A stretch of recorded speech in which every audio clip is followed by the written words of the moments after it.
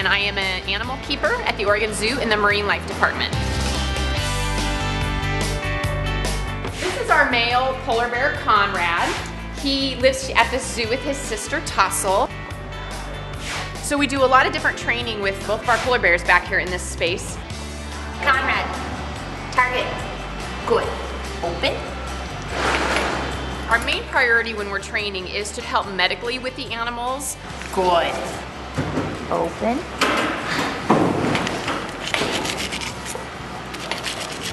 Good boy, that was good. If we see a little bit of blood on our polar bear's lips, we don't want to have to call down the vet staff every single time there's a little blood on the polar bear's lips. We want to be able to check that bear's mouth, check its teeth, check its tongue, its gum line. Good.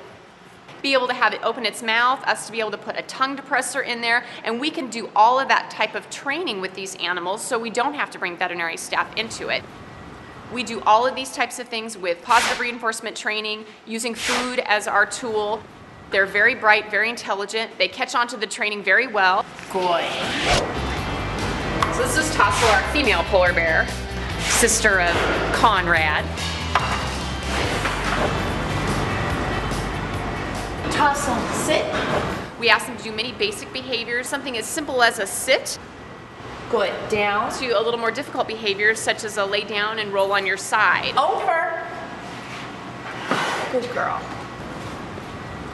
Good, T. This is a behavior that we've been working on for actually quite a while, and actually to get to this point that I just have both hands on her foot is actually a lot of work.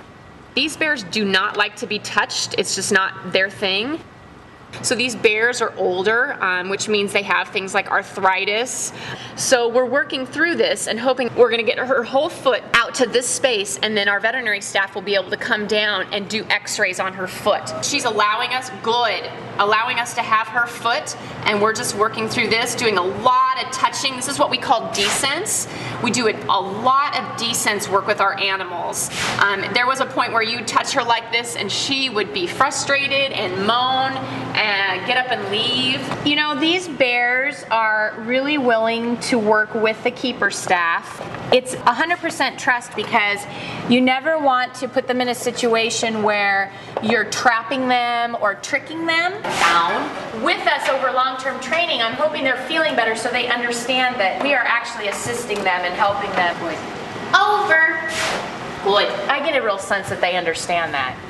So this is one of the plastic toys that we use for enrichment. This is one she actually got yesterday, and this is from doing some of that pounce behavior, pushing in with their feet. It's also from their teeth from biting into it. It's very hard plastic.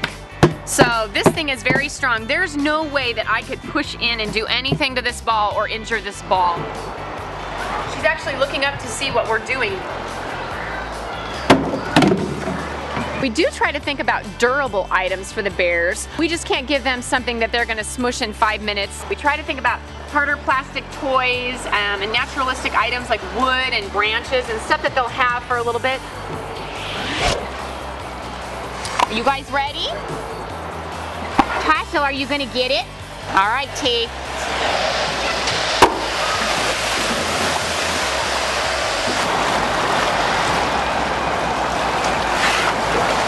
She just likes to roll around with that ball, use her front paws to push it up. Right now she's trying to sink it. One of her goals, as she just did there, is to try to push that ball down, and then that ball will fight back with her. That ball is going to bring her back up. So it seems like that's one of the behaviors she really likes to do, is to try to drown her ball. But she also loves to throw it up in the air. It seems like sometimes she likes to try to put it on her nose, if you will, or balance it on her mouth. So it's just a great play behavior that she loves, and you can see the zoo visitors out there, they love it as well. It'll keep them there watching.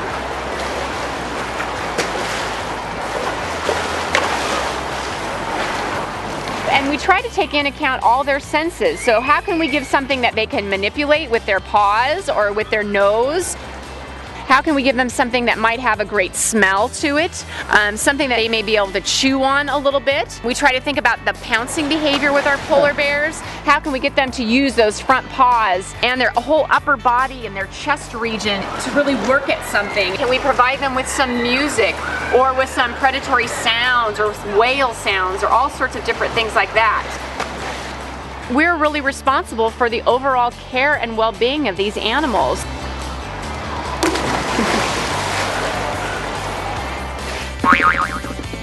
So we're always looking for new ideas to enrich our animals. And we talk to each other in zoos and share ideas, but what we're hoping is that you can come up with some ideas that we can actually put into practice here. So submit your ideas to us, and then we'll select the best idea, and then we'll invite the person that submitted that idea to the zoo, and we'll let them see that idea put into practice at the zoo here.